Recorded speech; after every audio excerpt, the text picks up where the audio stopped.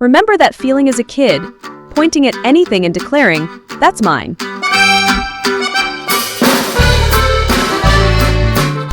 Yes, those were the days I was so confident. And now I have to say sorry to bother you even to ask for ketchup. When we were kids, we thought we could rule the world. But as we grew older, reality punched us in the face. Rejections and failures shrunk our confidence, and we learned this world owes us nothing. As a result, now we expect less from the world, accept our limitations, and asking for ketchup feels like climbing Mount Everest. Basically, we have built a cage of self-doubt around ourselves. And we feel so safe in that cage that we prefer exploring Netflix rather than exploring our potential. Oh, my little sad Leif. Don't worry. Robert Greene has a solution to it in his book. We have a solution? Then why are you making me wait longer than a dial-up internet? Spill the beans, Elaine. The solution to your shrinking confidence is the strategy of the crown. Now what's this strategy of the crown? Strategy of the crown is a simple chain of cause and effect. If we believe we are destined for great things, our belief will radiate outward, just as a crown creates an aura around a king. And you too can wear that crown. I've got one, made of cardboard. Will that work? It doesn't matter what it is made up of. Only thing that matters is confidence. The confidence with which you present yourself, the confidence with which you will push yourself out of your cage. Wait, at first you said we can build confidence using the strategy of the crown. And now you are saying strategy of the crown requires confidence. Are we supposed to create confidence out of a hat? In this strategy, even if you don't have confidence, you can just act. It's like even if you know you are not, but you are acting like a king.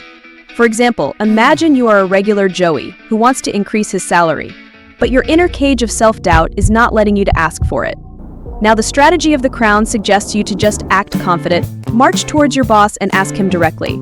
Doing so, you will break your cage, and one day you will confidently ask for that ketchup. Till then, just act like a king. But what if I get rejected? Like always. Okay, let me tell you about Christopher Columbus. Why? Because his real-life example carries your question's answer. Imagine you are king of Portugal, João II, and one day a poor son of weaver comes to you and claims he will find a new route to Asia. This sounds like a toddler asking to fly a fighter jet. And for a fun fact, it was a real incident, and that poor guy was Christopher Columbus. Columbus was trying to get funding for his project. But at that time, Columbus knew almost nothing about navigation, he could not work a quadrant, and had never led a group of men. In short, he had absolutely no qualifications for the journey he proposed. How would you pitch in such a pitiful state? I'd surely convince the king by saying, "Please." But Columbus did the opposite. He instead demanded a series of rights, the title Grand Admiral of the Oceanic Sea, 10% of the future commerce with found lands, all to be hereditary and for all time. Although the king politely declined his offers, he treated them as legitimate. King neither burst into laughter nor questioned his background. In fact, he was impressed by Columbus's boldness and clearly felt comfortable in the company of a man who acted so confidently. What's the benefit? He couldn't get what he wanted. In 1492, Queen Isabella fulfilled his demand. Though he failed in his mission, he convinced Queen for his more ambiguous project the following year. Although Columbus was mediocre at best, but in one area he was a genius. He knew how to sell himself. He knew he was only a low-level sea merchant, but he acted like a king in front of kings. In your life, it is up to you to set your own price. Ask for less, and that is just what you will get.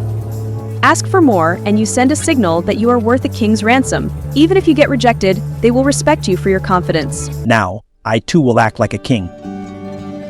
Your Majesty, here is your royal popsicle. Hey, wait! Don't confuse confidence with arrogance.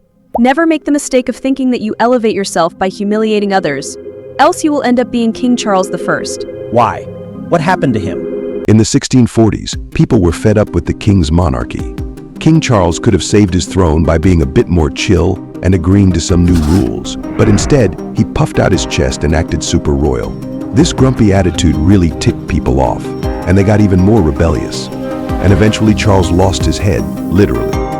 Charles tried to win this game going vulgarly beyond limits, because sometimes you may win the game.